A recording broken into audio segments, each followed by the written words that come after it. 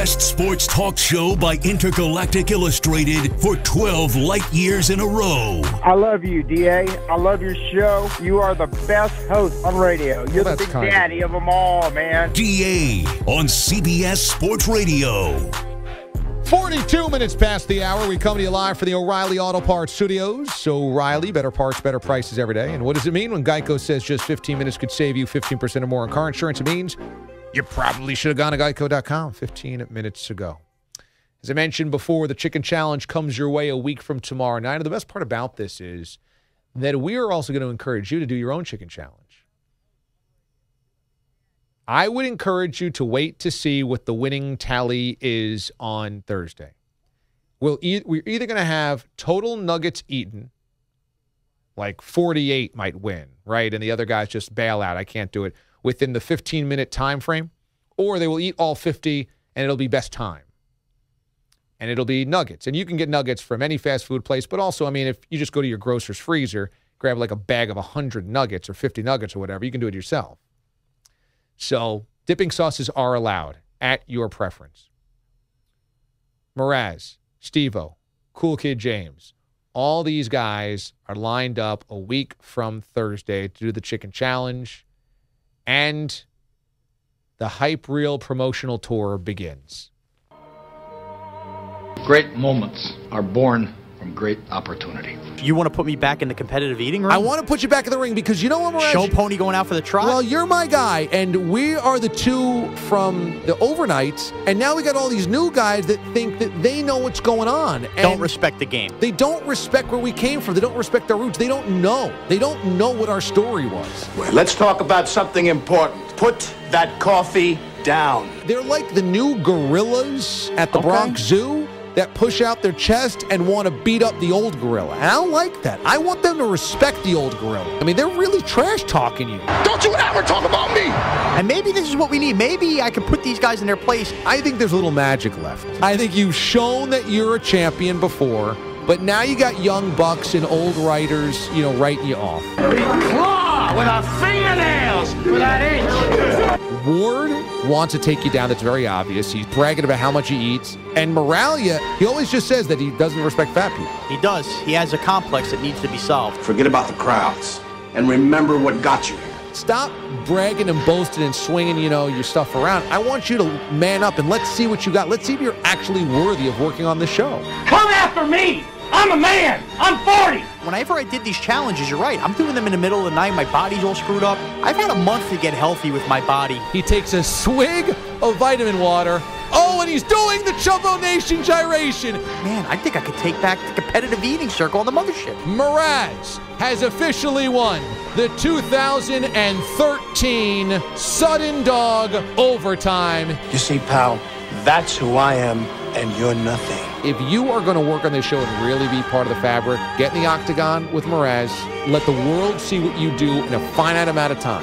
Then at least I know who we have playing on this team. In any fight, it's the guy who's willing to die who's going to win that inch. You know what you're getting out of me, Coach? You know what you're getting out of me? Well, I used to. Screw him. This is your time. I think you're a little nervous. I am coming for your throne. You bring the crowns and heads of conquered kings to my city steps. In the month that we've been together on the DA show, right, I have made you envious of my eating ability. A true eater never loses eating ability, James. And in a situation like this, when the bright lights come on and I get to competitively eat, you can eat all the dinners you want. You're not going to beat me. You're not going to beat me. I think I'm going to beat you. I'm here from downtown, and I'm here on a mission of mercy. Come on, James. I know I could out-eat you. James, I've out-eaten everody on our show. The only person to out-eat me on the but DA you've never show met is anyone like eater. me. You've never met anyone that eats like me. Go after him, kid. Get up, you son of a bitch. Mickey loves you. You're telling me you're going to sit there and you're going to eat more nuggets than me in whatever the time period is? Yes, I'm going to plow through them. I'm just going to go slow and steady. Tonight, we stay with them. And we shut them down because we can. And hope that I fizzle out? You will fizzle out. I'm not going to fizzle out. Don't you open your mouth about the best. I get meat sweats from meat. I don't get meat sweats from poultry. Oh, yo, I'm going to set it for you real quick. If I pull away from the pack, which I suspect I will again, because I always do, because I am the greatest competitive eater in CBS Sports Radio history, you're gunning to I'm gunning to beat everyone. Oh, have I got your attention now? You're not going to beat me. I'm a firm believer in the sauce helps it smooth and liquefy down your throat. You laughing now? No bone, pop and go. What are you talking about? I can't physically eat 50 nuggets. If you fizzle out on 32 wings? Always be closing. I might be up 10 nuggets on you before you've eaten 2. I might hit you with a couple at the same time. You don't know what I'm going to do. But I'm never going to stop. Oh, I've chosen my words carefully, Persian. Perhaps you should have done the same. You're going to be chowing down your nuggets knowing that I'm never going to stop. I'm going to keep coming for you. Playing the man's game, you can't close them, then go home and tell your wife your troubles.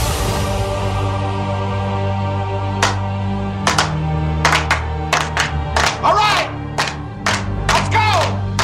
Let's go! Let me hear it! Go, go, go, go, go, go!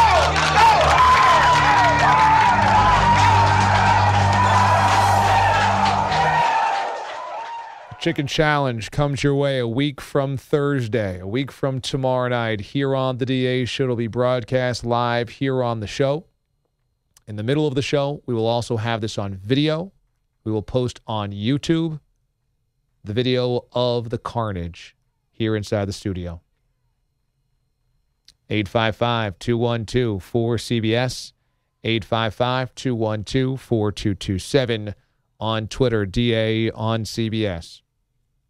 This is a chance, Mraz, for you to show all the kids that there's still magic left in that Buddha belly of yours. There's a lot of magic. I'm healthy. My jawline is ready to go. This is as good as I've felt in a very long time, and I'm ready to do work. As you mentioned before, your simple mental state, your physical state has to be so much better than it was when we were working overnights. You're getting better sleep. Your body's in better shape. You're going to be more well-rested. I feel like the performance has to be better. Yeah, and the contest is going to fall at the cow's grazing time. It's dinner time. And that's time for me to just wreak havoc on chicken nuggets. It's no different than me sitting down on Super Sunday and plowing through everything I plowed through. 50 wings at dinner time and not have to put down the fried taters. Away we go. I mean, I'm ready to go. I also don't like these guys that they just keep taking shots. Like, there's no respect for what you've accomplished. It's just, I compare James Ward to the French driver in Talladega Nights. Doesn't understand, hasn't been there. When the bright lights of Doug Gottlieb's TV cameras come on, how can we respond in that studio? I've been there. Those guys are going to freeze like deer in headlights. It's a nerve-wracking situation. You get you behind the mic that's like Al Michaels when it comes to competitive eating. There's a lot of song and dance that goes around this kind of thing, and I'm the veteran. I've been there, and I'm calm, cool, and collected in that spot. I'm going to deliver, and those guys aren't, and it's going to be a shame that they talked all that smack, and they just get knocked out, and that's the way it's going to be. A week from tomorrow night, Chicken Challenge 2015. Be there.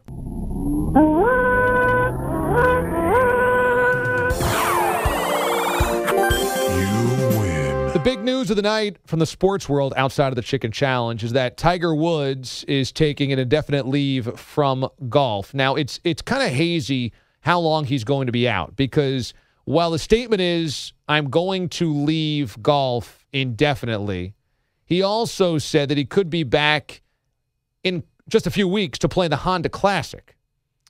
His statement was, right now I need a lot of work on my game and to still spend time with the people that are important to me. My play and scores are not acceptable for tournament golf. I'd like to play the Honda Classic. It's in my hometown. It's important to me. But I won't be there unless my game is tournament ready. That's not fair to anybody. I do, however, expect to be playing again very soon. So it's not like he's retiring. And obviously it's not like normal sports. There's the Senior PGA Tour where you can live on forever. And I don't know if that's going to be what he does, but it's not like this is Tom Brady breaking a leg or a spinal surgery for Peyton Manning, and it's a great that says, I have to hang it up before I want to. Steve Young with concussions. It's not like that. He could end up playing for a while just as a hack golfer on the senior tour, and he's clearly got a couple of years left on the regular PGA Tour. Now, what's interesting about this is twofold. Number one, it's an indefinite leave, but he also says, I expect to be coming back very soon, and I'd like to play the Honda Classic, which, again, is just a couple of weeks. But number two is that he also says, I need to still spend time with the people that are important to me. So this makes it sound like it's not just golf. that there's more than just the golf at hand here. So this speaks to, well, we know it's about his health and we know it's about his game and we know this is about, his body kind of falling apart. It's also about upstairs and whether it's all that has happened within his family life, with his ex-wife, with Lindsey Vonn, with the kids, with his private life being thrown out in the open, whatever it is, he still hasn't ever properly recovered from that. And frankly, I don't know if he can. But for the guy who was always so mentally strong, the guy who was mentally strongest, and there wasn't a close second, he's admitting to you that I'm not right upstairs. Because it's not just physically. I've got to still spend time with the people that are important to me. I need a lot of work on my game.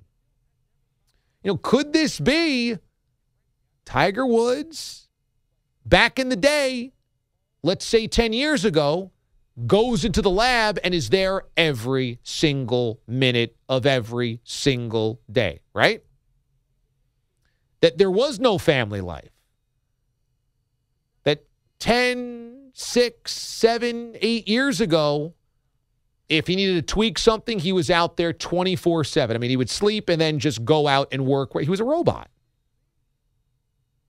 And that only maybe allowed time for a few reckless endeavors with Denny's waitresses and this porn star and that mistress or whatever. But it never allowed him any time with his family.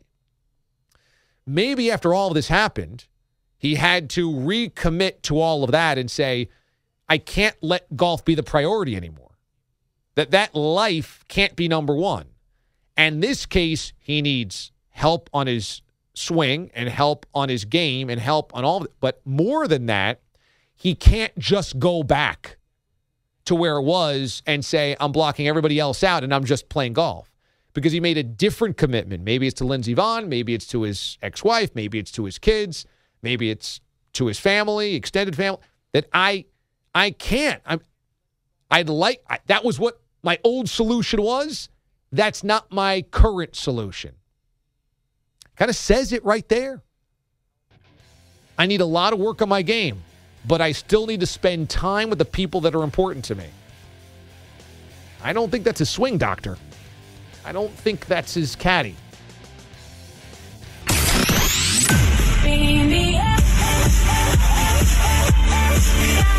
It's a cosmic cocktail party somewhere in the galaxy. DA.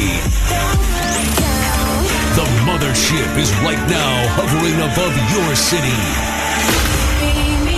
DA. Beat me up on the mamas of all mama shit. Hey, I'm looking through my telescope and I see a mothership. Is that you? Beam me up. Hey, DA, I'm thirsty, man. Can you beam me up for a cold one? Hey, DA, what's going on, baby? Stop me off and beam me up. DA, what's the dilly? Oh, permission to get in that mothership. Is my window seat still available? Beam me up. What's going on, DA? Hey, man, I need you to do me a huge favor. My coworker's a jerk, so just beam me up, man. Get beamed up.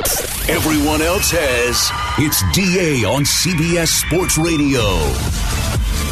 Happy Wednesday to you, everybody. Thanks for being with us. Live and sparkling Technicolor from the O'Reilly Auto Parts Studios. O'Reilly, better parts, better prices every day.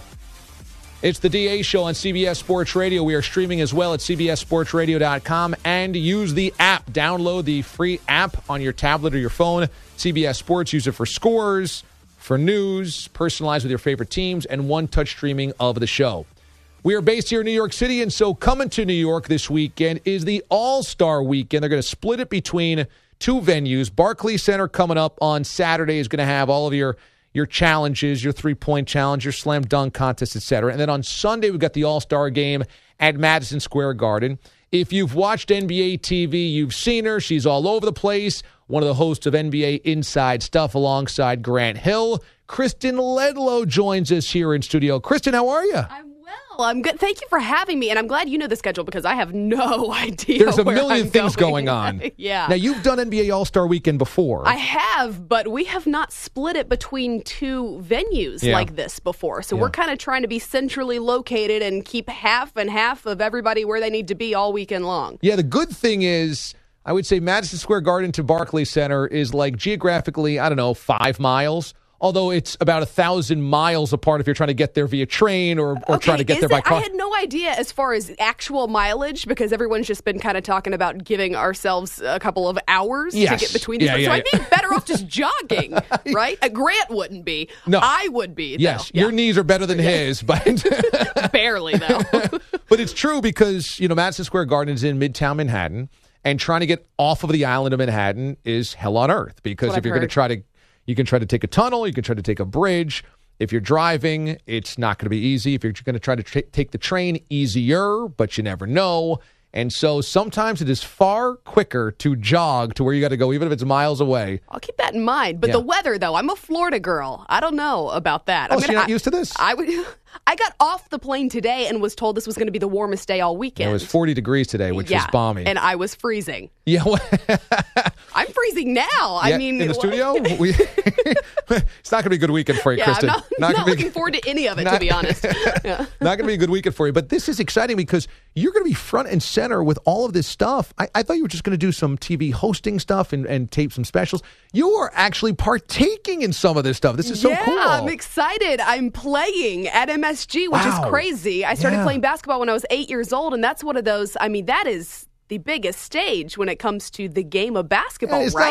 It's not like a Little Tykes halftime show at a Knicks game or a St. John's game. You're going to play with other celebs and other players. Exactly.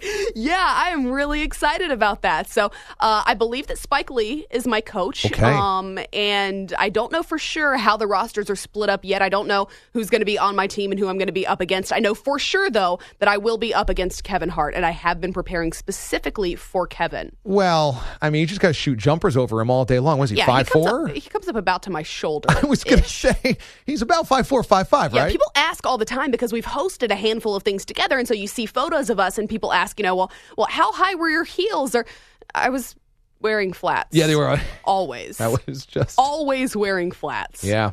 And so I don't think it's going to be much. It's not going to be tough for you to post him up. He's pretty quick, though. He's quick. And he runs his mouth. It starts to get in your head. But you could just hold the basketball up like this, like Shaq. Like a child. Yeah, That's right. funny. He's going to be just jumping up and down around you. What position are you going to play? Does that matter in a celebrity game? Yeah. I've never gotten to play in a celebrity game, Kristen, so you're educating us. Yeah, I was a shooting guard my entire life from the time I was a kid through college time. So, I was a long-distance shooter always. And that is likely what you will see. So you're going to be long-range bomber on Friday. Because I'm definitely not going to be. I'm going to be doing as little running as possible. Okay. That's not part of my life anymore. No, no, not often. And unless, of course, I need to jog between MSG and Barclays, which that's will happen. About the extent of my running. If you're here in New York City and you see Kristen or just a blonde woman running just through town, in either Jordans or Air Force Ones or whatever, that's definitely Kristen Ledlow. That is definitely me running. Yeah. So, do you play this game last year? I did, yes. And so how was that experience? Last year we were in New Orleans. It was an incredible experience.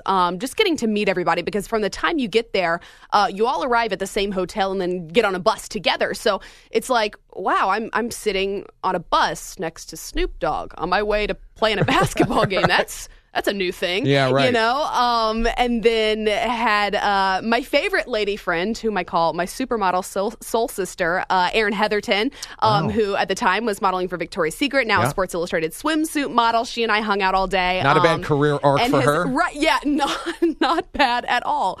And so you make friends along the way. And then there are the guys that are there that are just real serious about this game. This is like the big leagues, all right? Like Romeo Miller, all right? He tells me, started the game like, oh, I'm in chill mode. Like, wait till halftime. And I'm like, oh, okay, we'll see. And he's like drawing up plays for the team and stuff. Right. See, so, it all kind of depends personality-wise. Okay. You're going to see, you'll see a lot of different stuff out there. Now, what you guys do on Inside Stuff is a lot of basketball, but also it's a great throwback to the 90s version where it's a lot of fun and a lot of celebrity and a lot of kind of the Hollywood part of the NBA that they do so well. So having done that, are you ever kind of blown away by people that you beat at celebrity things? Yeah. Or It's interesting because I think growing up as an athlete, you look at other athletes as just, I mean, those are just guys with this God-given ability to do something at its highest level. And then I think of celebrities kind of different. I don't know. It's like I've never been starstruck meeting an athlete. Not a single time ever. I almost passed away when I met Justin Timberlake. Passed away. I mean, there was no question. R.I.P. Kristen Ledlow. R.I.P. There's just something different. I don't know, I guess about the entertainers that I see on TV, that I hear on the radio or whatever it was, especially the ones that I grew up with. Those are the ones that kind of get me a little more excited. So if you follow you on Twitter or Instagram, I mean, your infatuation with J-Tim is very obvious. You have been... It's like, it's a bit much for like a grown woman, right? You have been trying to fish him in to respond to anything or, maybe come on inside stuff. To be fair, he has, and I've also met him. I think I'm just continuing. I don't know what I want at this point. I'm just continuing to push it. I would love for him to be on Inside Stuff. That is what I want. And that's what even on TNT. That would be incredible as well. But you took a picture with him. Yes, and so I did. And the picture he's a huge basketball fan. Yeah. But you can't tell whether we talked about the Grizzlies. I couldn't tell from his facial expression whether it was like another picture or he's just always looking so cool. No. Like he's never excited about anything. I'm just going to go on the record to say that he was definitely excited. Okay. I felt it. I could feel he was excited. I had a hard time being cool because he was too busy sucking all the cool out of the room. So it's like I'm over here panicking and I blame him. Yeah. There's a lot of guys like Drake acts like he's super fan for the Raptors, but he's also the super fan for like 19,000 other teams. Yeah, he's a super fan of like kind of just basketball in general. Yeah, athletes. And who's ever good in general. Usually. That's fair. But, okay, he's a Toronto guy. But Justin Timberlake is a part owner in the Memphis Grizzlies. Yes, he is. So, and he's a Memphis guy. He's a Tennessee guy. Yeah. He really loves the Grizzlies, right? That's a legit passion for him. Yeah, an actual diehard Memphis Grizzly fan and Memphis Tiger fan as well. Right. He's, like you said, a minority owner of the team. He's at a lot of their games as well. I mean, pretty much any given time you could find him there at these Grizz games. He's legitimate when it comes to his Grizzlies fanhood. Can you believe tomorrow marks 15 years since Vince Carter won the slam dunk contest? No, I cannot. Isn't that amazing? We talked about that on Saturday, and we were kind of talking about the birth of Vinsanity and when it all came from. It's like, Vince comes and sticks his arm in the rim and then gives the whole "it's over," and all of a sudden it's like we watched a superstar created just right in front of our eyes. And no, I cannot believe that was 15 years ago. We put the Jordan slam dunk contest, the ones against Dominique, on a pedestal, understandably so. Dr. J from the free throw line on a pedestal. But boy, for a modern slam dunk contest post the 80s, Vince in 2000 was probably as good as it gets, That right? was one of the coolest things that I remember actually seeing because I was one of those kids who enjoyed watching those things as well. And when Grant Hill and I were talking about this, he was actually in the house. And he said after that, he was like, the other guys in the contest kind of looked at each other like, do we honestly want to go out? This is stupid now. Like, I don't want to, I don't need the guy that follows that, And so he was actually there. He said it was one of the coolest things he's ever seen in his life. And he's seen a lot of basketball. So, the NBA in the 90s made so many fans into so many people. The star power and Michael and Charles and all of those teams, the rivalries and Inside Stuff was also a big part of it. Yeah. Because on every weekend, and you got to see the athletes away from the basketball court, and so many of those guys were so interesting. I think it was Wayman Tisdale that I remember seeing at Inside Stuff and just being like, this guy is so interesting. Right. So interesting, right? So I'm so glad that you guys kind of brought it back. And did you grow up watching them as well? Was that a big part? I did. One of the ones that stood out to me was the all Charles Barkley episode. Okay. At the time, just from start to finish, it was all Chuck. Yeah. And at the time, I just knew him as, the guy who got his talent stolen on Space Jam. I mean, who didn't know him? What else is he just really? That, right? Yeah, what else had he done? No, but so I remember specifically those kind of episodes and watching Summer Sanders host, and she hosted on Nickelodeon as well. And I remember thinking as a kid, like, she has got to have the coolest job on the planet, right? And that, the odds of me getting to be the next her are so slim, and I feel so thankful for it because it's been the coolest thing to get to bring this show back because the guys now who are in the league are the ones who grew up watching it. So they're excited to be on it. We never have approached any of these guys about doing a feature coming into their home. I mean, we hang out all day with these guys, usually at their houses or at their barber or whatever it is, and they never say no. And none of them, because they grew up watching the show and they love that it's back. And I think they love Grant also.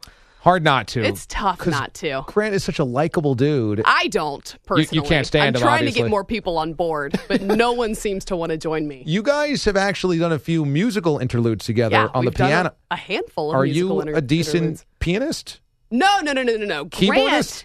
Grant is the instrumentalist. Of course, because you can do everything. I am the vocalist. Right. Mainly rap. Sure.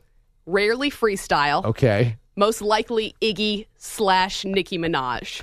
So that's kind of your genre. That's kind of my that's your wheelhouse. My target. And then Grant usually hits me with the instrumentals. Is he pretty good about modern hip hop? Does he know the Iggy? Does he know the Nicki Minaj? Okay, so he's married to Tamia, and he has two daughters at like 13 and 7 years old. So between Tamia and his two daughters and me, gotta know something. He's pretty up on the pop culture, but still, like I feel like it's a joint effort to try and keep him cool. I love the fact that you are lumped in with the 13-year-old and the 7-year-old in his life. It's we're trying to keep you hip, Dad. Even. Yeah, yeah. It's probably even as far as maturity level and what we're doing in Grant's life. Yes.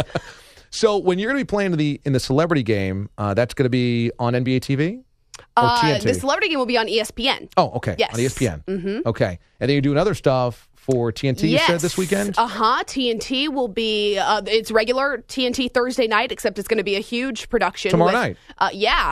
Which I'm really excited about. There is a band playing, which I believe is Fall Out Boy. Are they the ones that sing the Centuries song? Yes. That's the ones. They'll be there playing. Those are the whatever.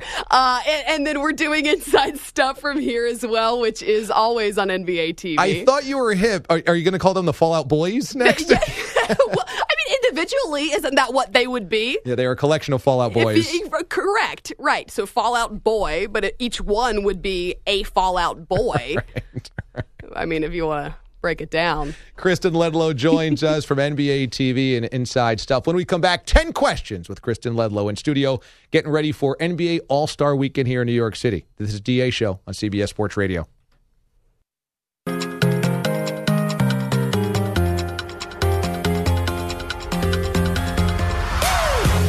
Time slot, say mothership. What's up, my brother from another mother? Is there any way I could get a wing seat, man, on the ship? DA on CBS Sports Radio. 22 minutes past the hour. Thanks for being with us. DA with you on the ever-expanding CBS Sports Radio Network. It's All-Star Weekend here in New York City. So we've got a ton of events going on all across the city for NBA weekend. And we've got the celebrity game coming up. And Kristen Ledlow from NBA TV, Inside Stuff, is going to be playing in it. She joins us here in studio. We've got the dunk contest and three-point contest on Saturday at Barclays Center in Brooklyn. Then on Sunday, Madison Square Garden for the All-Star Game. Kristen, have you been to Barclays Center in Brooklyn yet? Never. Have you been to Madison Square Garden? Yes, I have a few times. You're going to love Barclays Center. I'm excited. I've heard that. That's what everyone has told me. It's really cool. They just did it so well, and it's really intimate. The way they renovated Madison Square Garden, it's a little spread out now. It is, yeah. I mean, it seems like there's some seats in there where you're not even really looking at what's going down there on the floor. Yeah, and growing up in New York, having gone to the Garden for a long time growing up, it used to smell like urine and circus peanuts. Really? For a long time. I don't know that I was there when it smelled that way. It smelled very nicely the last time I was there. Since the renovations are done over the last 3 or 4 years, it's nice and clean and sterile. Good. Yeah. It doesn't smell like Penn Station, which it used to. That's good. But Barclays Center is really cool because it's very intimate. It's kind of built straight up. It's in the middle of a city block. And it really just has the flavor of Brooklyn, which is a completely different vibe than Manhattan. Right. So I think you're going to love it. It's really, really cool. I'm excited. Yeah, so what we're going to do here is go through 10 questions, all right? Okay. Ready to go? Kind of nervous a little bit. These are easy questions, all right. Okay? There are no wrong answers. Actually, I lied. There's all wrong answers. Let's cue up the music. Okay, we got a little game show music going on. I think this is $10,000 Pyramid. Yeah, I love it. It's like a jazzy version. Is there a shot at 10 grand here, or? Nope. I was told when I walked in. Our budget not in the budget. I was told when I walked in there would at least be an opportunity. No. Okay. No, the budget is far less than that here on the DA show. far less. We'll see. Maybe there's a CBS. Yeah. Will you pay for sports- my cab to get back to my hotel? Debatable. We'll see how you do. All right. We'll start with your co-host. True or false? Grant Hill is a real person. Oh, true.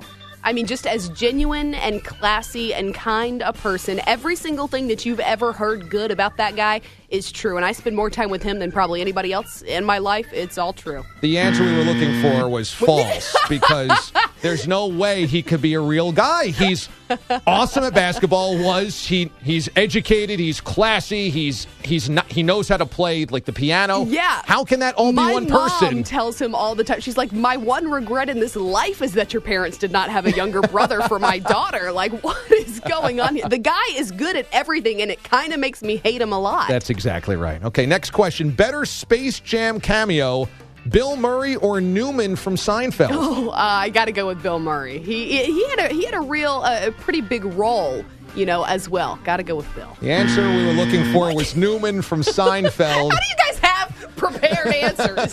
Simply because he also got killed in Jurassic Park. So anytime that he shows up, he got spit on by that dinosaur. Yeah, that's so true. when he shows up with cartoon aliens, he's the better cameo. Okay. Okay. But Bill comes in with a dun dun dun dun dun dun dun dun. You're making a strong case now for Bill Murray. You can't beat that. Number 3, in the celebrity game you will play in, you will be the black hole, a.k.a. J.R. Smith. Oh, yeah, that's fact. Yeah, absolutely. True. That's the correct answer. There it is. Yes, that's there the correct answer. You will not pass. Absolutely not. Not a shot, Just actually. Chucking from 3-point. Absolutely. Buckets. And I'm probably going to do the 3-point goggles as well. Oh, that's a good question. That's Make not or on miss. this. Will you do 3-point goggles? Yeah, I was thinking about that, or potentially the Katniss Everdeen with the shot, Wesley Matthews style. Yeah. I haven't decided for sure. I'll probably decide in the moment. I probably should go out there and hit a shot first before I start talking about all Both this. awesome, though. Both awesome. Number 4, California Dreams or Saved by the Bell? Saved by the Bell. That's the correct answer. Oh, Yeah, okay. that's the correct answer. There's the bell. That's the correct. Yes, exactly right. Did you see on the Tonight Show the reunion of Saved by the Bell Yes, cast? how cool. How did they all look exactly the same? I'm saying, are you kidding me, Mario Lopez? Outside of Mr. Belding looking like he ate Mr. Dewey, everybody else looked exactly the same. Like, sign me up for 3 of whatever it is Mario Lopez is having. Mario Lopez, Mark Paul Gosselaar, Kelly Kapowski, Jesse Spano, they all looked. And that's 25 you went years in ago. and out of character names and Yeah, actor names. It's that's fine. I would have gone with bad just Zach job by me. Morris. So Yeah. I'm mad props for even knowing his name. Yeah, that's a win over here. Number 5, I think I know what the answer is going to be in your mind, but will be correct. In Sync or the Backstreet Boys? Oh my goodness! See that I know that you think that I'm going to go NSYNC because of Justin, Yeah. but I was and remain a diehard Backstreet Boy fan. So anytime I've been asked this question, which is pretty often, Sure. I say Backstreet Boys and Justin Timberlake. It's just a little too difficult for me to choose. Well, that's the incorrect answer. We were looking for In Sync. I assumed. We were looking for, not just because of Justin fair. Timberlake, but don't you think they were the better The band? Backstreet Boys had a handful of hits, and honestly, you forget. Make the case. I want it that way. Okay, that's one. All right. There's a lot of other ones. Show me the meaning of being lonely. Backstreet's Back. All right. That's a good one. All right. There's a handful of good ones. I'll let you listen to them in the commercial break. Number 6, Kobe in his prime or LeBron in his prime? I got to go with LeBron, but I'm a LeBron fan, a big LeBron fan. I feel like with those two guys, the comparisons are nearly impossible because the bias is so heavy. Right. No matter who you are on either side, if you are a basketball fan, you are a fan of one or the other of these guys. It's like comparing LeBron and MJ, which I refuse to do, by the way, until LeBron's career is complete. But I am a LeBron girl, and he would be the guy I would start my franchise with. That's the correct There it is. answer. Yeah, that's There it the is. correct answer. Because also LeBron, not only, now he didn't have the championships, but from where numbers are going to be and sheer power over and force, I mean, we've never seen a guy built like that do That's that. what I was going to say. Just born with the body that he was Yeah. born with gives him, you Yeah. know, an edge. Now, we're going to have a chicken nugget eating contest here on the show next week. We're going to place 15 nuggets in front of 3 staffers here on the DA That's show. awesome. Could I come back? Sure. Now, that we can pay for. Oh, I'm in for that. If you're around next week, Kristen Ledlow will be joining us as part of the Chicken Challenge here on the show. Now, if we put 50 in front of Mraz, I know you've just met Mraz today. Okay. But he's a healthy eater. How many chicken nuggets, at the very minimum, will Mraz eat? 50? And out of 50? Out of Does 50. he have a certain time limit or just We're until going to try capacity? to do it in one segment, so we're going to try to do it in about 15 minutes or so. But yes, at capacity, whatever comes first, I suppose. I would guess 32. Incorrect. We were going to look for 40. Oh, yeah. Jeez. He's a healthy fella. Is this real? Good night. All right. If you hit 40, man, I don't even know. Like, I just hope I could breathe if I eat 40. Good night. I mean, if Mraz hits 40, maybe you can tape a salute to him and send it to us via I can do that. Your yeah, phone absolutely. I can do that. Your webcam? Well, I just assumed I could probably eat maybe 15 or 16 of them. So I'm like, you probably eat twice as much as that. Yeah. If you hit 40, I will be glad to send you Mraz. All right, something to shoot video. for there. There will be a personalized video from Kristen Ledlow from NBA Inside Stuff. Who needs health? I need the video.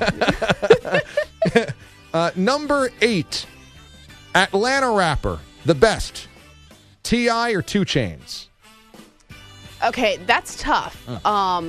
Mainly because I don't really know a lot of either one of their music. But as to a be hip-hop totally fan honest with and you. being based in Atlanta? Well, T.I., I know his stuff because he's collabed with, Britney Spears and Justin Timberlake. And he helped create and all Iggy. Okay, also that, yes. Yeah. 2 Chainz, I haven't listened to enough of his stuff to know. To be honest, it's not that I wouldn't. I would love to. I've met him a couple of times and didn't even realize. He's a familiar face at Hawks games. He is. I didn't even realize actually until afterward. I was up in the suite and someone said, "Oh, well, you know 2 Chainz," and I was like, "No, I don't." And I was like, "Oh, you mean that?" Don't you assume that? And then I looked down there and it's the guy I just spoke to, and I'm like, "Oh, the guy with the chains." Oh, the chains. The 2. Got it. That is 2 Chainz I just met. Yeah, so, I mean, it's not that I wouldn't listen to his stuff. I would love to listen to his stuff, but I got to give T.I. the edge because I've heard more of his stuff. That's the correct answer, yes. There it is. T.I. He was also in the movie ATL, which is an excellent movie. That's true. So if you got to go Atlanta, you got to go T.I. Better all-star Saturday night event, the dunk contest or the three-point contest? Oh, there is not even a question. This is the best pool of three-point shooters we've seen in how long? Ever?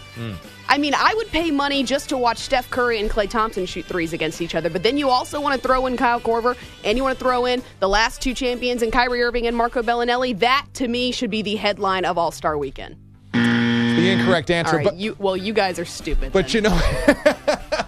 But you know what? You actually changed my mind on this. I was going to say the dunk contest. There's no question. Simply because I think that the energy in that building for the dunk contest is going to be on fire. Yeah, I mean, the energy is always solid for the dunk contest because it's dunking. But my dad told me from the time I was a little girl, because I was a three-point shooter, doesn't matter how fancy it looks underneath the basket, yours are going to count 3 points. So, I mean, to be honest, what they're doing out there is, in my opinion, much more impressive.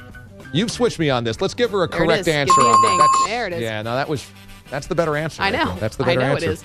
And your dad's a smart man. All of my answers have been better answers. I don't know about all of them. Yeah, finally, which food will be your first to eat on this New York trip? Will it be pizza or will it be bagels? Ooh, well, I already had an early dinner, and it was pizza.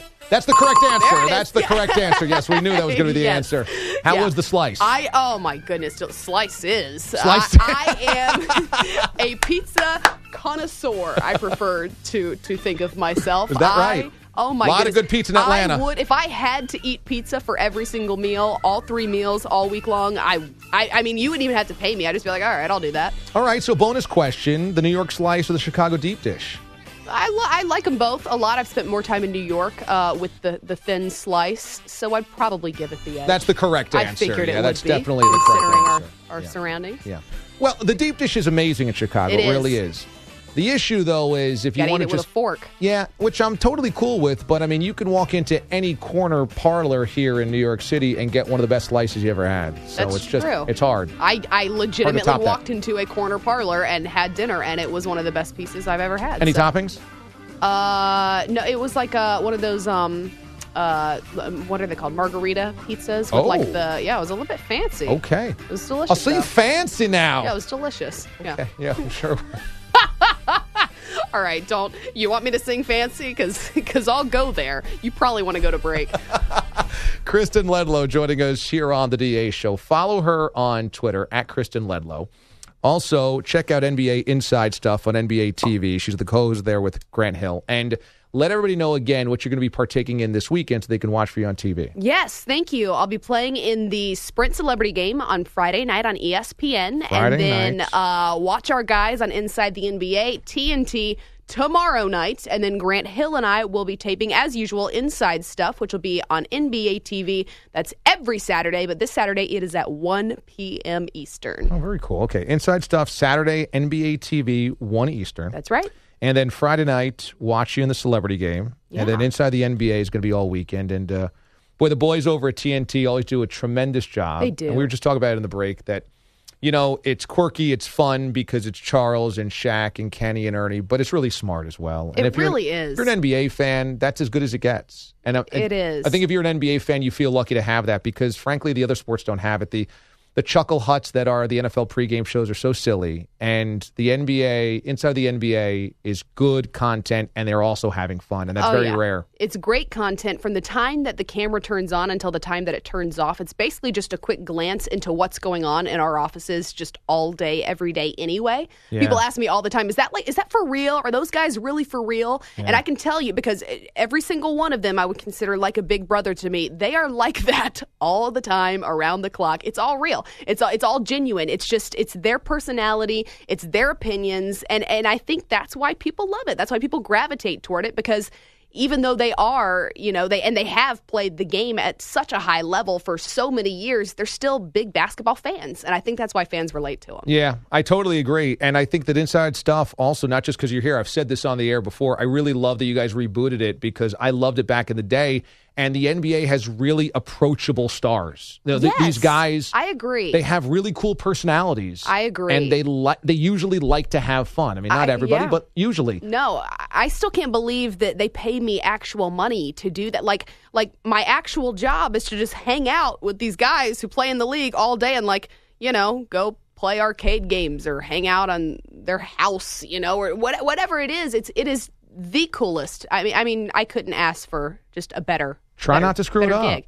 I'm going to do my best. I don't know. This interview may have solidified that deal for me. I heard though that Tim Duncan is the one guy that's kind of hard to get to open up. Is that true? It's an interesting thing though, because I have had a chance twice actually to work with Tim, and I think because of what we do, it's such a non-threatening environment. We're not trying to break stories. We're not trying to dig into the part of their lives that they'd prefer to keep private. We're inside stuff, and it's fun, and it's all about showcasing their personalities and what they want basketball fans to see of their lives. And so it's such a non-threatening type environment that we help put those guys in, that even the guys who are a little bit more shy and take a little bit more to get out of, those walls are able to be dropped. The toughest one that I thought, at least from the very start, was Kemba Walker in Charlotte. Real shy guy, real quiet, just so kind, so courteous. But I was like, oh, this is going to be a little tough. But then, we go into a hip-hop dance studio. He teaches me how to do the Harlem Shake. All of a sudden, you've got a guy talking about his game as well. So it's a pretty cool environment that we put these guys in. Better dance move for you personally, Harlem Shake or the John Wall dance? For me personally, it would have to be the Harlem Shake. Oh, okay. But I'm a pretty phenomenal dancer. Is that across right? the board. You could ask people. I didn't realize that. I am. I didn't realize that. Well, if Mraz hits the 40 nugget mark, we'll expect a personal salutation and maybe a little Harlem Shake mixed in the. I'd love to. Okay. Kristen Ledlow. Follow her on Twitter at Kristen Ledlow. Kristen, this was great. Thanks so much. Thank you for having me. Enjoy All-Star Weekend.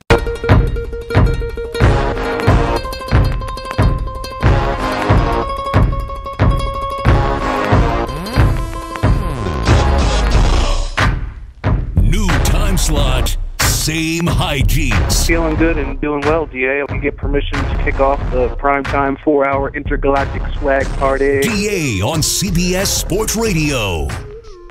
Appreciate you dropping on by. DA with you here on CBS Sports Radio, streaming at cbssportsradio.com, and download us for free with your app, CBS Sports app, on your phone or tablet. One-touch streaming of the DA show and the rest of CBS Sports Radio. John Daly may be living the most interesting life of all time. He might be the Dos Equis guy, the most interesting man alive. By now, you know most of John Daly's exploits, right? Won a couple of majors back in the early 90s, was always kind of a fat redneck, then ended up getting much fatter, much worse at golf, losing all of his money, becoming an alcoholic. Then was a country singer. Is that right, Mraz? Yeah, he had a single in the top 50 country hits last year that I was into. Last year? Yeah, in 2014, yeah. In 2014, like not 1992, in 2014, he had a top 50 country music hit. I'm not making this up. Yeah, you know I'm a big country buff, yeah. So John Daly also wears Zubaz out on the course. Have you seen his pants, Mraz? This is amazing. I haven't, but now I got to see them. That's my kind of guy. Yeah. No, it's incredible. He's basically wearing Zubaz. I think they're personalized John Daly signature Zubaz. But so this was his last week. This was literally last week. Okay? No, actually, this was Monday. Monday. John Daly's ex-wife, Sherry, is suing his current fiance, Anna. She's a bad girl, David. For being a homewrecker and destroying the marriage. This is in the middle of John Daly, again, having won majors, being a star on the tour, losing all of his money, becoming a country music star, being completely overweight, becoming an alcoholic, trying to fight substance abuse, all of this stuff. Now he's back, he's competing, and there's a lawsuit between his current fiance and his ex-wife. His ex-wife is suing his new girlfriend and two employers in DeSoto County, Mississippi, where his ex-wife alleges Daly and his current girlfriend began their sexual trysts. His ex-wife says they began in 2007 while she was separated. His ex-wife appealed to the Mississippi Court of Appeals, which ruled that the lawsuit should be heard in DeSoto County because the alleged sexual activity began between Daly and his girlfriend within the state, which contributed to the breakup. Okay? Now, because Tennessee, where John Daly currently lives, and Florida, where his girlfriend used to live, don't support this kind of law, the judge rules that Mississippi needs to be the middle ground here. So Mississippi's like, are you kidding me? I mean, now we got to deal with this? Come on, man. We got other stuff to go. You know, we got a stuffed judicial system anyway. Thanks. So, in the lawsuit, it says, since the sexual activities between the girlfriend and John Daly, and I'm using girlfriend in substitution for her name, allegedly occurred in the state, witnesses and evidence may be found here. We do not find it improper to bring her back into Mississippi to defend the alienation of affectation case that arose out of those alleged sexual activities. So, again, what you're getting here is John Daly has become like a more fat, drunk, chubby, drunk, professional golfer, Forrest Gump of sorts, right? It just keeps getting more interesting. It never ends. So now he's getting dragged into court about where he was fooling around with his girlfriend, when he was separated from his wife, in a state that he doesn't live in anymore. I mean, this should be great. So in the middle of this, which happened on Monday, by the way, this happened on Monday, we have today John Daly, as you heard Ryan Aselta just mentioned at the top of the hour, have his best opening round ever. Aselta, how long has it been since John Daly has shot like this? This is amazing. He did this once before. He shot 65 in an opening round 18 years ago. 18 years ago. I guess he's motivated by the lawsuit. This is amazing. Has anybody ever lived the life that John Daly has lived? It's been a roller coaster, I'd say. I would say so. And stop me when I'm lying. He's wearing Zubaz today. They're actually called Loudmouth Golf. Okay. That's his brand. Okay. All right. And he sports these crazy pants and shorts and the whole thing now. I love when he goes to the Masters because, he doesn't get into the Masters anymore. Right. But he goes and sets up outside Augusta and sells his gear and different souvenirs and stuff at a little table. How great is that? So how do you think that the stiff upper lifts over at the Masters in Augusta feel about that? They put him out on the street. He's not on property. He's out on the street. This is totally like when Pete Rose goes and sells his tacky memorabilia in Cooperstown, right? Pretty much, yeah. They got to shove him. Two-time major winner. He won. He was the 91 PGA Tour Rookie of the Year. So he's been doing this for nearly 25 years on tour. Okay? And in 2004, he was the PGA Tour Comeback Player of the Year. He has 19 professional wins. Now, his last win was in 2004 at the Buick Invitational. But every 10 years he pops up, he's a little slim, he shoots well, he's got a new girlfriend, and then he crushes a couple of Bud Diesels on his way off the course. Am I right, Aselta? He does. Then a couple Marlboros to wash it down. Yeah. And he's good to go. Mraz, this really is, I mean, Daly, I've got to imagine one of your favorite athletes of all time. There's no question. And you're leaving out one of the stories we did last year on the show, which, if you remember, he was outside a bar and had a drunk guy in which he put basically a tee in the guy's, behind area and drove a ball in the parking lot. I mean, does it get any better than that? He's the real life Happy Gilmore. He's unbelievable. It's exactly what he is. I saw a tweet today that said, who would have thought John Daly's body would be holding up better than Tiger Woods? It's not a bad point, actually. It's not a bad point. Yes, again, he was drinking at a bar last year, and a guy said, I bet you X number of dollars that you couldn't drive one off of my butt. And Daly's like, dude, I'll totally do that. How much? And the guy's like, $5. And he's like, fine, I'll do it for $5. And he sticks a tee right where the sun don't shine, right? Pulls down his pants, sticks a tee where the sun don't shine, and smashes a drive off the tee. He's got like his clubs in his trunk outside of a bar at like 2 a.m., smashes a drive, apparently leaves a little skid mark, a little road rash on the guy's... Poor choice of words, but behind. Yes. Yeah, right? And then the guy sues him. The guy sues him for yeah, it was something like that. What do you expect? Crazy. You have a drunk John Daly teeing off from your butt. He's going to leave some kind of a divot, right? And today he shoots his best opening round in 18 years. In 18 years. Angel's next up in Kansas. He's on 1490. What's up, Angel? Hey, D. How you doing today? Man, I'm good. How you doing? Pretty good. I wanted to talk about the Major League Baseball game. Okay. I think it's the best all-star game in sports, hands down. I don't know what your thought is. Yeah, I still like the baseball all-star game better than the others. The Pro Bowl is my least favorite. I would put the NBA number 2. The only thing is I don't like how they have the Major League Baseball all-star game count for World Series home field. I think that's so stupid. Yeah, I disagree with that. You like it how it counts? No, actually, I agree with you. Sorry. Oh, all right. I definitely agree with that part. I just, I like seeing Mike Trout versus, the best pitchers. It was really exciting this past year, so that's about it. Yeah, I agree. Look, Angel, I like the Major League Baseball All-Star Game because it still holds a certain specialness because it is set up the way that it has always been set up, where it's the National League versus the American League, and you see stars play against one another at their individual positions for, in unique situations. And it feels, for the most part, like it's a real baseball game because we don't normally get 14-12 games. It's normally a pretty reasonably scored game because the pitching still matters. And unlike hockey, where it could be 17-12, and unlike basketball, where it's 142-131, it still feels like a real game. And the Pro Bowl just stinks. So I agree. I tend to like it. It feels the most real. I just hate how they've artificially tried to enhance it by making it decide home field advantage.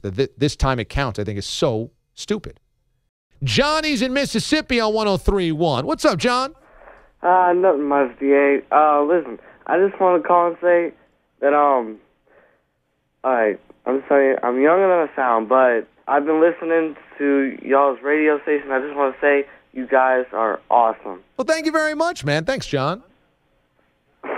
Because this is really amazing. Amazing. Not just good, it's amazing. You guys are all I listen to on the radio. Oh, that's very cool. So how long do you listen? Well, I've actually been listening for maybe 2 years now. Okay. I found you guys when I was like 11. Oh, my gosh. So now you're 13 years old. You've been listening to CBS Sports Radio for 2 years. Yes, sir. All right. This is very cool. So that means you're what, in 9th grade? 7th grade. 7th grade. Oh, so you're old for 7th grade then. Yeah. Okay. All right. 7th grade. What's your best class? What class you like the best? I actually perform at my school in the band. Oh, all right. So you're a band guy. What instrument do you play? I'll give you a hint. It's the big monstrosity. Is that the tuba? Yes, sir. Whoa! All right. You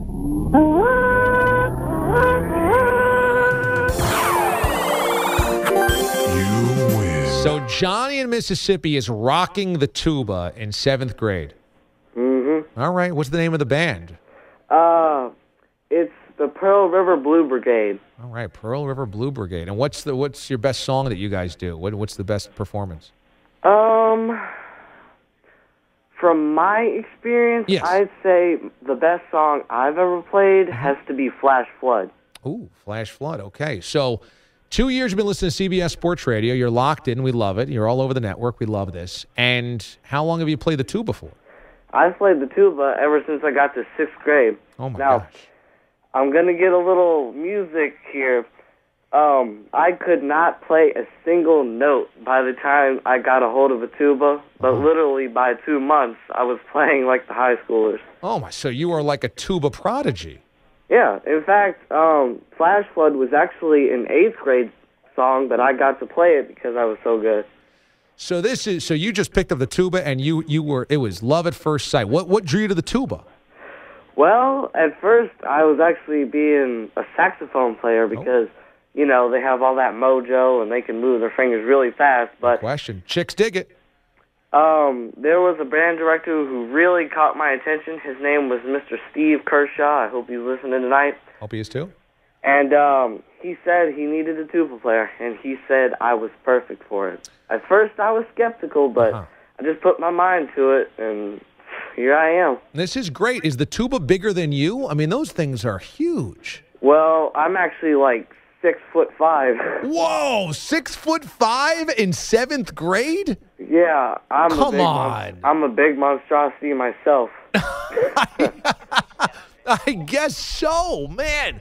Wow, 6'5". You must tower over everybody in your grade.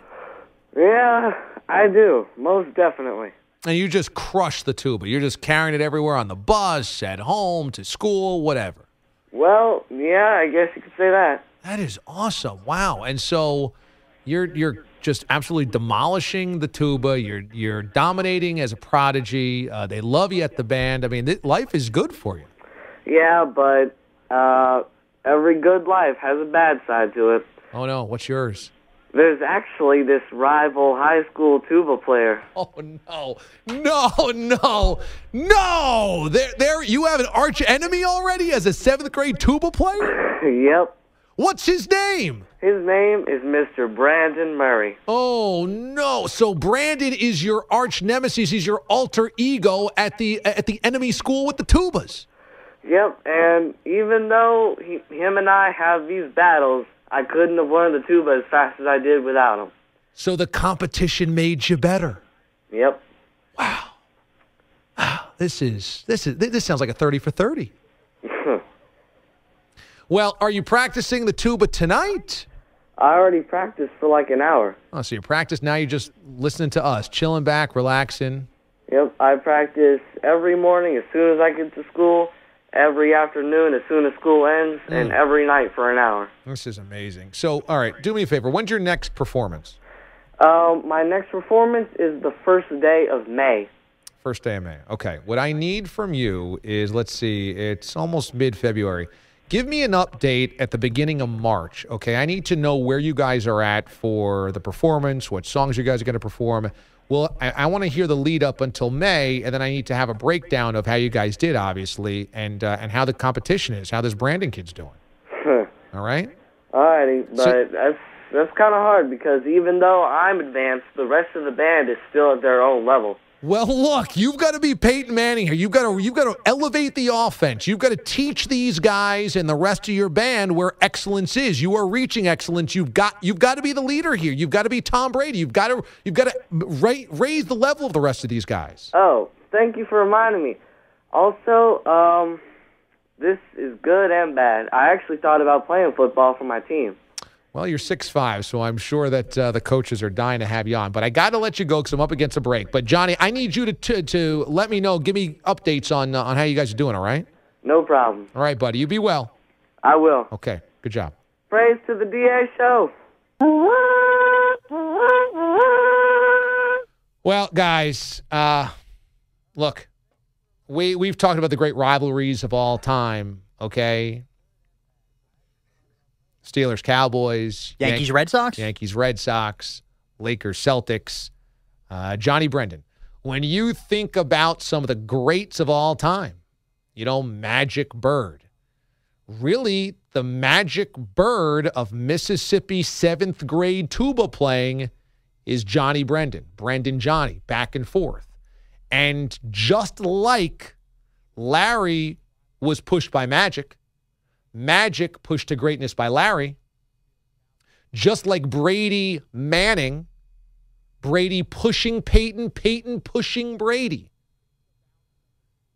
Johnny being pushed by Brendan in Mississippi Tuba. That sums it up there. The respect for the opponent is what you have to admire. There's no question.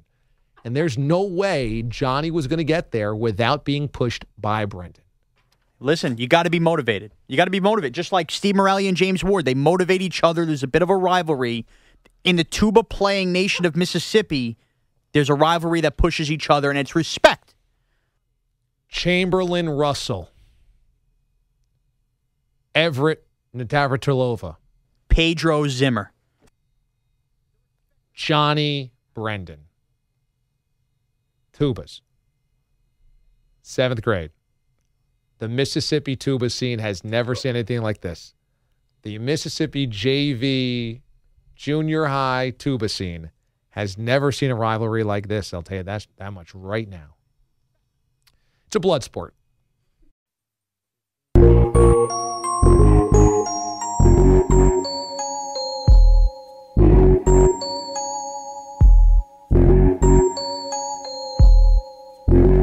New time slot, same great taste. Marat, you are the man! Bacon wrapped shrimp. This is going down in history as one of the best recipes. Let me tell you something, I'm a hero. DA on CBS Sports Radio. We come to you live from the O'Reilly Auto Parts Studios. O'Reilly Auto Parts, better prices every day. Whereas it's an annual tradition here on the DA show, and we were doing overnights and now doing this time slot. Valentine's week, look, admittedly, sports talk radio is oftentimes, it's the land of guys, right? I mean, I would say sports talk radio largely is about 90% guys listening, right? I think that's a very fair number, yes. Maybe low. Maybe, yes, exactly. Now, we do have female listeners, which we love, but largely it's guys listening, and we fumble around Valentine's Day.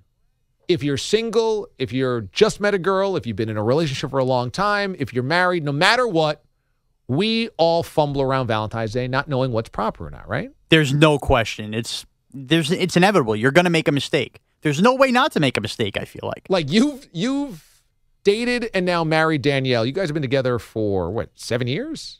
Well, geez, longer. I've been out of high school 10 years, and I went to senior prom with her. So, yeah, about 10 years. 10 years. And I'm guessing that even after 10 years and being married, you're still kind of nervous about Saturday. You got to be a little nervous, yeah. Right? Or because I'm nervous, a little unsure. Unsure is the perfect word. 100% unsure. I did a little shopping today, but, yeah, I'm unsure. And I think that's just the existence of every guy, right?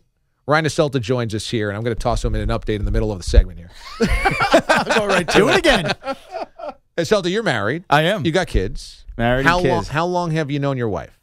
I've known my wife for over 20 years now. Over 20 years. We dated for like 10 years before we got married. On Saturday, will you be a little unsure of what to do, what to get her, how to celebrate, or you guys No, you know what? But I know what you're getting at, though. Not nervous, but I've been thinking about it the last few days. Right, yeah. What do I do? What do I got to do? Don't forget. Make sure I buy what I have to buy. And now I'm not in charge of just myself. I got to be in charge of my 2 boys, getting her something as well. Right. So there's 3 Valentines that I'm in charge of that I can't screw up here. So a little bit of anxiety would be the right way to describe it. You know, because I think for her birthday, you know, you want to make sure you do something nice, but you probably had some time to think about that. And then Christmas, you're shopping for a lot of people, and you put her in the mix there.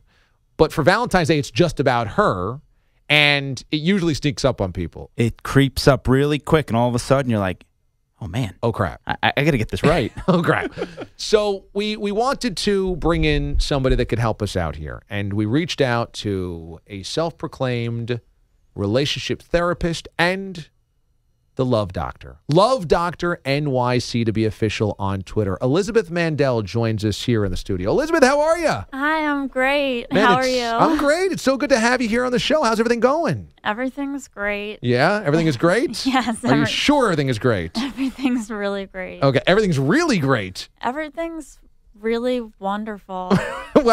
Well, then you can help us all out, because that's Yes. rarely anybody's existence. Yes. I mean, we can do a lot with Valentine's Day in terms of educating like the people on what to do. Okay. Let's do that. Let's educate some people. So first off, do you think that guys mess up Valentine's Day worse than girls do? Do guys, because dudes are supposed to be kind of the protagonist in this, right? We're supposed to be the ones that kind of go out and do the things. Do we mess it up more? I don't think that guys necessarily mess it up any more that's than good to girls know. do. No? I think that girls have like unrealistic expectations of what Valentine's Day should mean, and that puts a lot of pressure on guys to figure out like presents and the meaning of the relationship. Yeah. And I mean, really, it should just be looked at as a commercialized holiday, and it shouldn't be. Don't put too much on it. It's like don't read too much into it. Yeah, it's like using a lease, like an apartment lease to decide, whether a couple is ready to live together or not. I mean, it's just putting these too much pressure, false, external pressures on the relationship. All right. Okay. So one good piece of advice is don't put too much on. Be thoughtful, but don't put too much into one holiday. Yeah. I mean, evaluate, where your relationship is at, and, make it celebratory, but don't go overboard with it. Don't use the holiday as an excuse to push the relationship forward, because that would not be authentic. That would not be good. Now, if you're single on Valentine's Day, do you go out? Do you try to meet somebody? Because there's always this idea that maybe you meet another lonely heart at the bar or something like that. Is that a good idea or a bad idea? I mean, I think it's all a matter of, personal preference. Okay. Like, some people want to go out and not feel like lonely, or just not be alone. They may want to, see if they can hook up with someone. Well, and there's nothing wrong with that, right? They want to find them. They want to find themselves a last minute Valentine. I mean, why not? You got to count down the hours until you got a Valentine at the last minute, and the pool gets smaller, and then you got to find yourself the best looking Valentine you can get. So I like how it's the best looking Valentine. At this point, we're totally superficial, right? We're just the best looking one. Whatever. Well, I mean, everyone's drinking, so I mean, Right. it's just sort of like the best you can make out with your eyes at that point. So, I mean, that's a good point. But with the girls, I mean, the girls are getting drunk too. So, I mean, it's just like, how clean do the guys look, really? How clean do the guys look? Okay, so this is interesting. So when you take us inside the brain of a female who's single on Valentine's Day, you guys are going to go out to the bar. You can have a few cocktails, something to wet your whistle, and then after a cocktail or two, you're going to pick out the guys that look the cleanest. Is that right? Yeah. The best looking and the cleanest. Like, you don't want to go home with, any sort of STD. I mean, yeah, that's true. That's a very valid point. You want to try your hardest not to get an STD. Not to get an STD. So, right. You want to balance like your desperation with your need, for self-care. So, that your judgment is compromised because you're intoxicated. Yeah. So you just have to try the best that you can. But STDs can come in a lot of different packages, right? I mean, and part of the that's true. The phraseology there. But a guy that's clean could actually be dirty, and a guy that looks dirty could actually be clean. Well, it's all about like intuition. Okay. It's not just what a guy looks like from Right. the outside. Right. Like it's how a guy carries himself, just like the way a guy would evaluate a girl. I mean, there's, maybe guys are a little bit more superficial because they, may assume that a girl who is, pretty, maybe clean, which is not true at all. Because she may have been through, the circus and back, but all 3 rings, by the way. But I mean, she may take a lot of showers, but that doesn't clean up the inside. No, it's not how that works. She needs dialysis or something. So, but a guy looks at a girl and he sees that, but a guy, he uses his intuition, but he uses his intuition when it comes to relationships, not about hooking up. But a girl uses her intuition about hooking up because she doesn't want to get attached too soon. She doesn't want to get attached to the wrong person.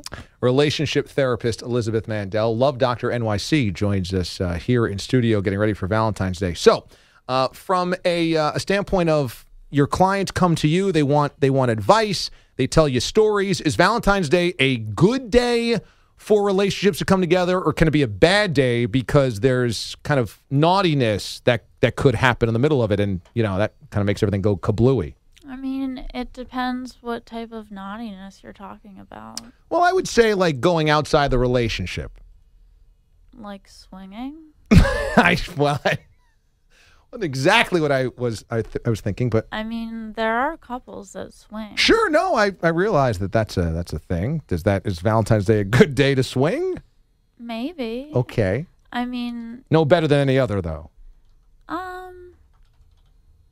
Probably not. Okay. I mean, you may like just kind of write it off as like, remember that thing we did on Valentine's Day? But I mean, Remember?